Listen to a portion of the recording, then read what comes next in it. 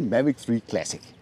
And the purpose of this video is, as it is usually when we are out recording, is to capture some reference footage for you, as well as some photos. And we're going to take full advantage in these beautiful surroundings of this new, really powerful Micro Four Third sensor at 20 megapixel. So this is the first flight with the DJI Mavic 3 Classic. And I've picked this location because it's very, very beautiful.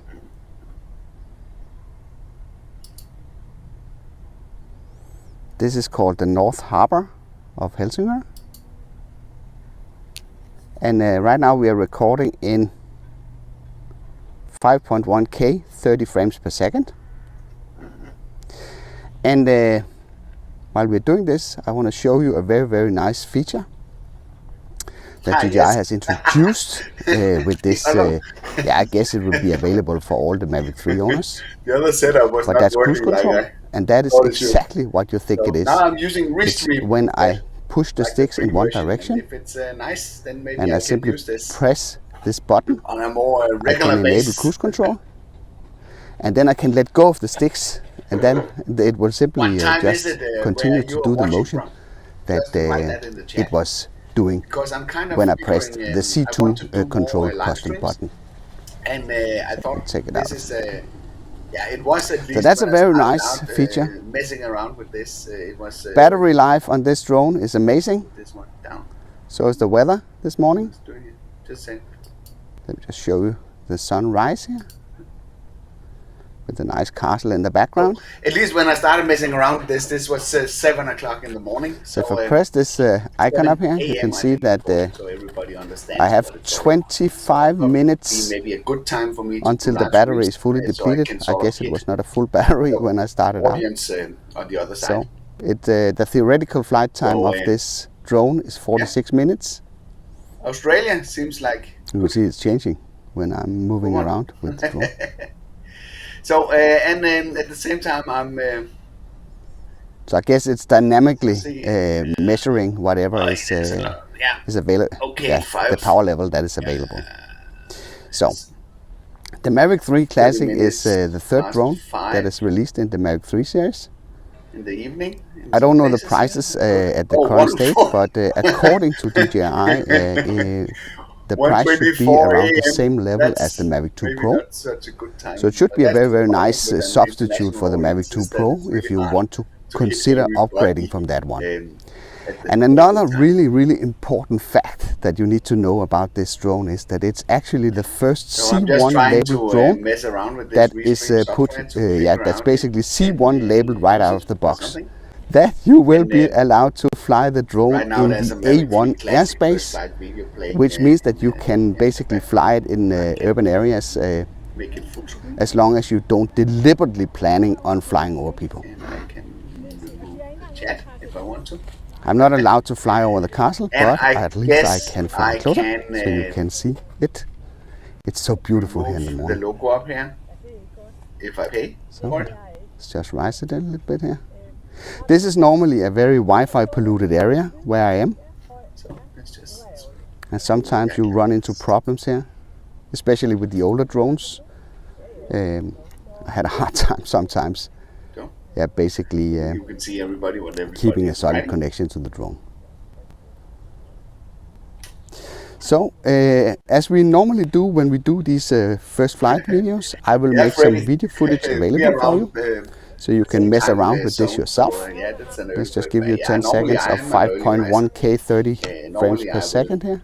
Get up around 5 a.m. or such, because that's. And that way you can mess around my with the son footage has some yourself. obligations, And I will also give you my some wife, vlog. she's also, And going very early one to thing work, that so I it just kind want of to show makes you sense here for is, us to, if rise I that didn't early. have this And, color I display love these assistant mornings because that's enabled, actually when I'm you can most see productive. everything is really, Making really gray on the content for screen, you guys is, and it's sometimes in hard the to see what's mornings. going on. Definitely. And that's why they included this color display assistant. If I enable that one, you can see that I can basically see how the footage There would are look two like voices. Why are there coming two once it's voices? color graded in post. So I'm just flying a little bit around Maybe here, it's giving you because of 10 this, seconds. the video that's playing in the background. What is that better?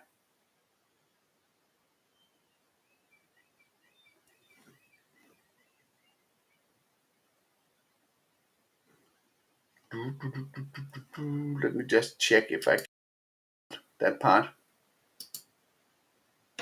So audio, default external microphone.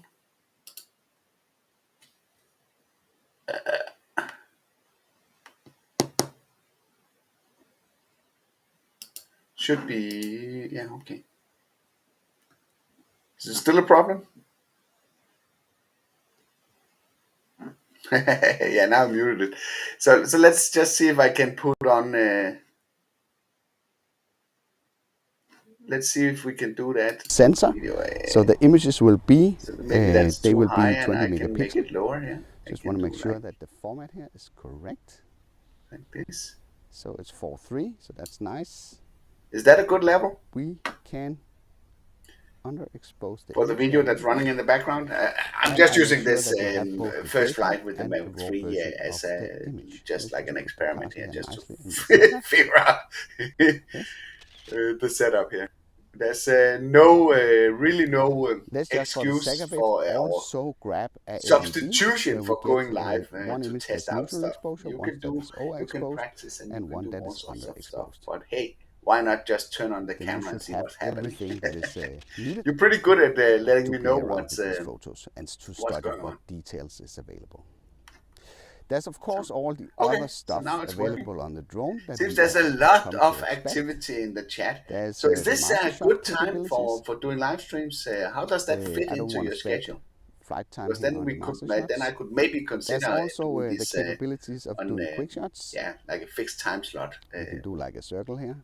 I won't promise it will be a fixed time slot every week, but at least I could schedule it some days ahead, so you would have a chance to join. We wanted to go clockwise. Just let me know. It's really nice that all the comments are coming in, so we can see what everybody's opinion are on this. Being bumped down to 4K 30. So you look a little bit at the castle here.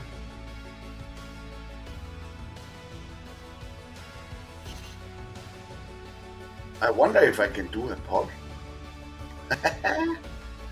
Let's see if that is possible. I'm not sure that I'm gonna let it complete the full round here, because then I would basically fly over the area and the harbor, which I am not allowed to. At least that part of the harbor where the ferries are going in and out. Signal strength is still really good. I will watch the replay and try to figure out how this is actually. But on the other side, 100% up and down on this. Further away. Just let it go a little bit more here. So I think I will stop it now. Otherwise, there's also a lot of blurring on my camera here. The background blurring is crazy. And again, I can use the cruise control as a substitute for this. So let's just Skycam drone channel. I wonder if I can do this. And as you can see, there are these options here for video. There's the normal mode, so there's the slow motion capability. Yes, I don't know. Actually, I haven't planned any flights for today. I have a few appointments in the city. I have to go 120 FPS with 4K. Gotta meet up with some good friends. Maybe we can do a little test of that, so you can get that. And but I'll bring the drone with me. So if there is an opportunity, of course, I will go out and record some footage and fly around. Doing another location. Whatever it seems that you are pretty fond of me switching location and showing you new places. That would be really slow when you slow that down. So that would definitely be a lot more movement in the shot. Actually, I'm going to a pretty nice place. Out of that.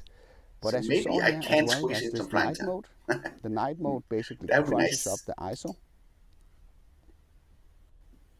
So, and it meshes around with that part. This Restream software seems to be pretty nice. I kind of wonder what it doesn't make sense to use the night mode during a daylight shooting, because one of the disadvantages is that the $16 a month for the standard you will ram into something if you rely on the sensors protecting the drone. That's for sure. $41 a month. Is actually limited to 4K if you want the professional one. So you just fly this battery down until you get no. And then you have to do a lot of streaming to justify that cost. No doubt about that. You actually see here on the other side. So it's a bit hard to see. Yeah. But that's actually Sweden.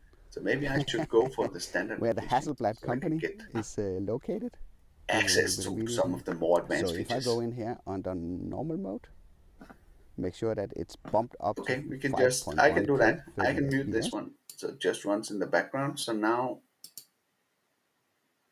so now I've muted the audio from the video that was running in the background. So let me know if it's better.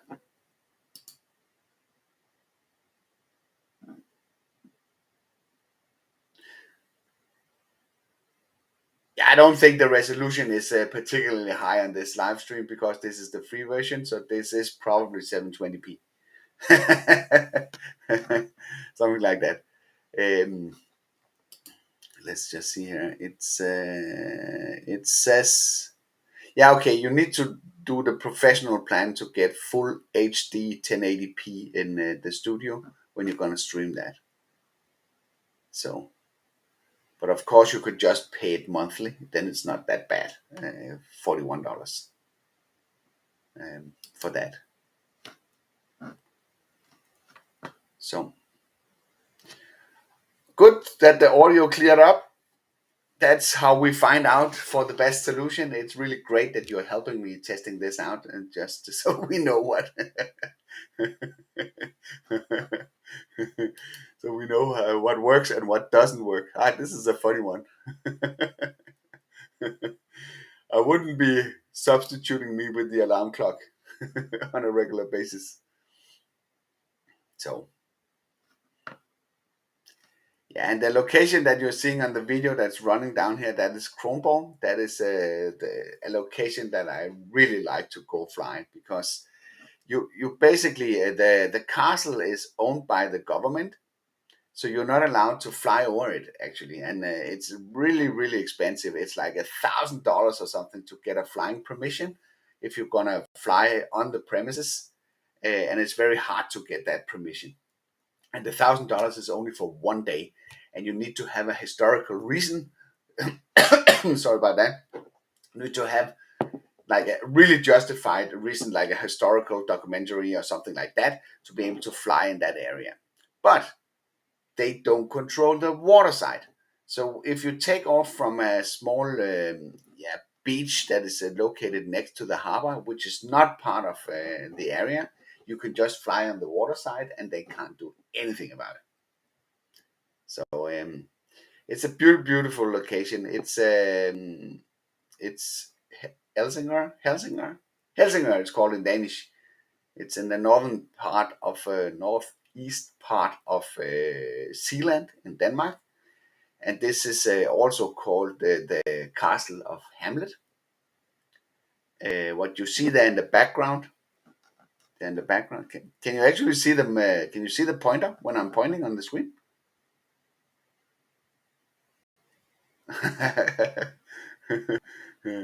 Yeah, I will take this one in a second.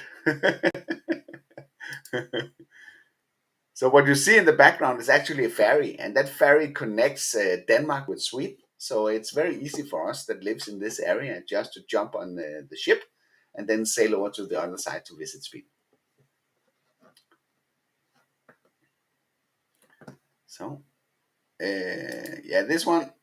Yeah, this was a funny one. I might already have seen it, where I was out test flying the iOS version of the Fly app in 195, I think it was called. And I was flying around and messing with active track and did all sorts of really, really cool stuff just to test the ropes of this version or release. And then when I brought the drone back in, trying to land it on the roof of my car, which I do have done like a million times. And when I just descended, the drone just kept, full speed, moving full speed into the roof of the car, and then it bounced off and landed on the ground next to it. And there's a lot of comments for that video that I shouldn't be landing in sport mode. I shouldn't be landing on the roof. I shouldn't be do.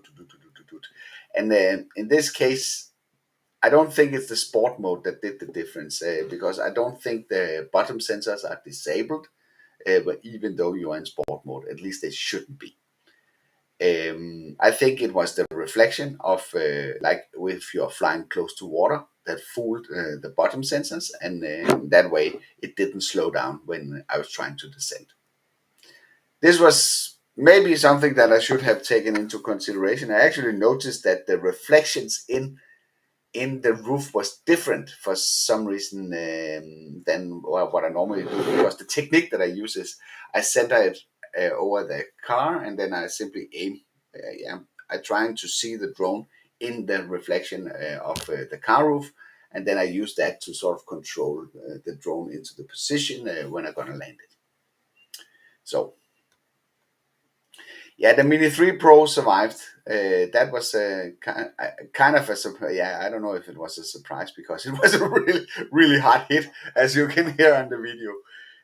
But nothing happened to it, luckily. I think maybe it was because it was positioned like that, so it hit like belly flat, and this was why nothing happened. So, yeah.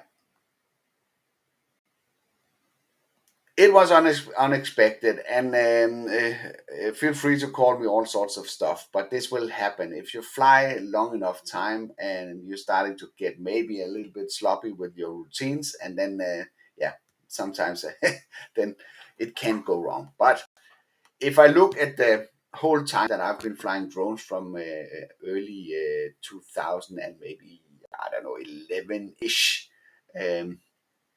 it's very, very limited of crashes that I've had. The most time that I've crashed stuff is when I built my own stuff. I crash that all the time, but after flying DJI products, I rarely had any crashes.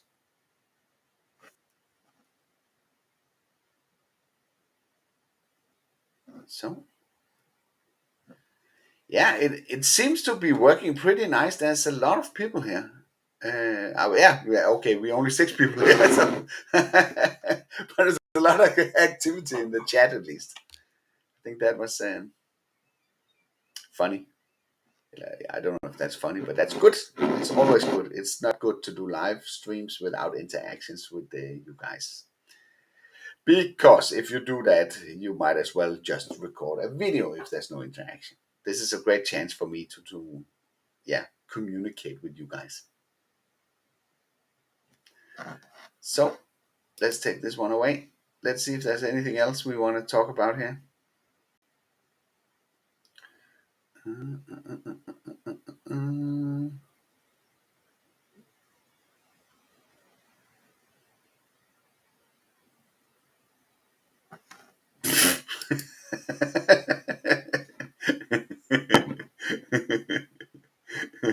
You're free to do that.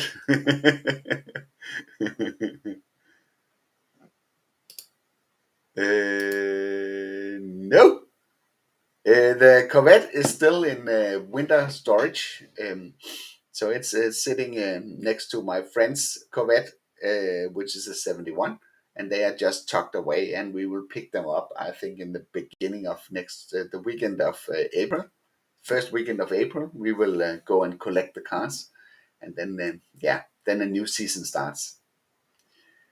I don't want my car anywhere near the roads when they're doing salt out there. So it's we're waiting for that to clear up. But the agreement right now is to go and pick the car up around April 1st.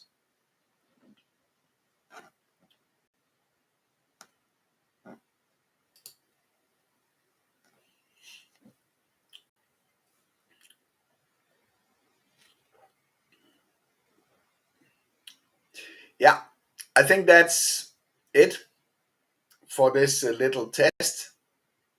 So I could just answer this. Do you have winter or summertime tires on your own rims? On the car that I'm driving on a daily basis, I have winter tires. I got those mounted in October, I think it was October, November-ish. But the Corvette, of course, that's summer tires. That's like 255s. It would be a disaster to drive that car in the wintertime. It has something like 350 horsepower, so it's something you have to be really, really careful about when you're driving. So, all right.